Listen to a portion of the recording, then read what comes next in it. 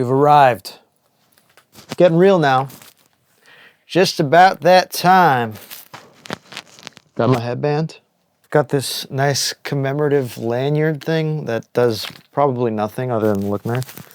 I've got this super nifty Bonnaroo fanny pack.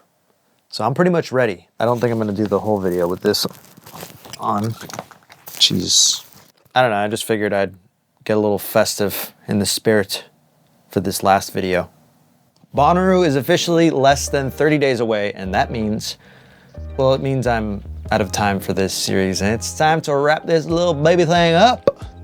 And if you're just stumbling onto this series for the first time because you're getting yourself hyped for Roo or something, I highly, highly recommend you check out the other 3 episodes in this series so that you can go into the festival ready to listen to your new favorite artist. If you're anything like me and you feel like you recognize fewer and fewer names every time you see a new festival lineup announced, this series exists for you.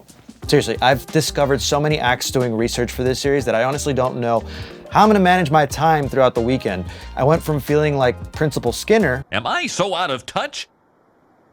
No, it's the children who are wrong. To feeling like I'm back in college ahead of the curve on who's going to be big in a few years. So before the fun stuff, let's talk about something not so fun that just happened this week. Rainbow Kitten Surprise, the indie rock outfit from North Carolina, has dropped out of Bonnaroo and canceled the rest of their tour due to critical health issues. So I'm really hoping it's nothing too serious. I totally get when that happens. Real life is more important than just touring and all that stuff, but I do feel bummed out for all the RKS fans that were really looking forward to them.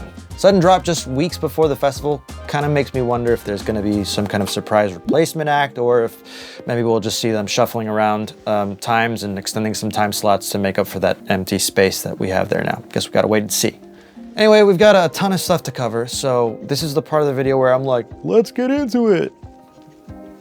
I mean, I wasn't gonna do it, now I just did it, so let's get into it. For the final episode, we're gonna be taking a look at artists under 1 million monthly listeners on Spotify, and that significantly opens up to way more artists than I can fit in one video, so we're just gonna focus on artists that I think will be blowing up within the next few years, rather than trying to cover every single artist under a mil. First up, we've got the Beths, swooping in from New Zealand. I fell in love with this band pretty immediately when I first heard them. They just kind of hit all the marks in terms of what I look for in an indie rock band, and I imagine that this is going to translate to a fun show on Saturday. We then keep the indie rock vibes going with Dehd, spelled D-E-H-D, who gives us a slightly more surfy vibe and should be fitting in nicely as a follow-up to Suki Waterhouse's set. You can't really have Bonnaroo without a little bluegrass. Molly Tuttle and Golden Highway scratch that itch perfectly. Even if you've never gotten into bluegrass, listening to just a few minutes of their music, you'll quickly realize how talented these musicians are. There's nothing more satisfying than some silky smooth harmonies and manic finger-picking guitar licks. Definitely worth watching Thursday afternoon during their golden hour set.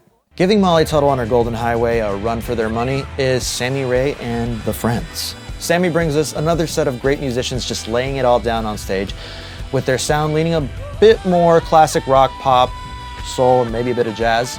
And as much as I am a sucker for big modern production, sometimes it's nice to just get to watch a group of musicians where everything you see on stage is what you hear. No backing tracks, just good musicianship. Sammy Ray and the Friends open up the What stage on Sunday. Two-time Grammy-nominated and former opening act for artists like Harry Styles, Madison Cunningham is a breath of fresh air in the folk Americana genre that has somehow managed to fly a bit under the radar for me personally. I really love the songwriting in Madison's work, and I'm excited to hear how that'll translate to a live setting on Friday. Fun fact, Madison is playing twice on Friday. Once outside of Centeroo at the Toyota Music Den, and then again at that tent later in the day. So you have 2 chances to check her out. Look, if you want to talk about unexpected and underrated, this next act is it.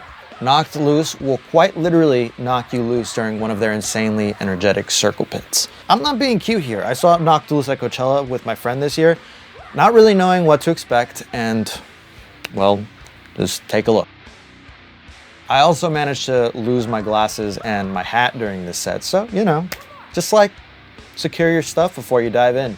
That being said, don't get scared off. The pits were a ton of fun with a surprisingly kind crowd, and the energy Knocked Loose brought to the stage was absolutely insane. Even if this isn't your cup of tea, I'd say it's worth checking out just for the spectacle of it all. They play Friday afternoon at this tent. Next, we have a little change of pace with Sampa the Great. Sampa hails from Botswana and just drips a swagger that not many others are bringing to the farm this year. I only discovered her this year, but she's one of those artists that just immediately oozes cool. This is another artist that I can see outgrowing her undercard status within just a few years, so I definitely want to see her perform up close before that happens on Friday afternoon.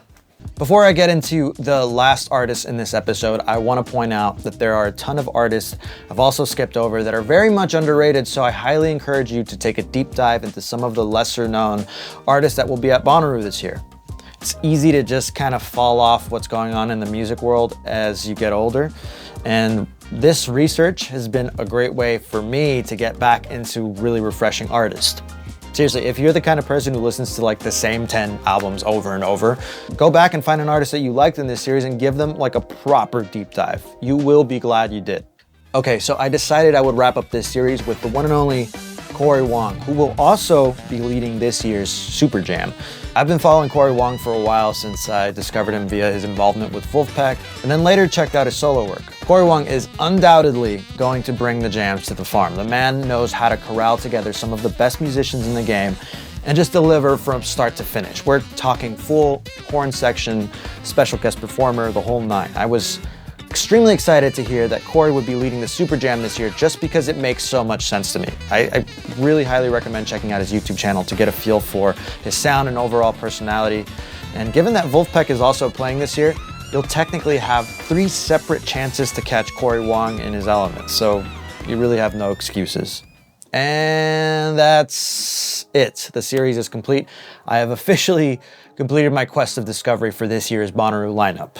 We found some great artists and made some great friends along the way, including you.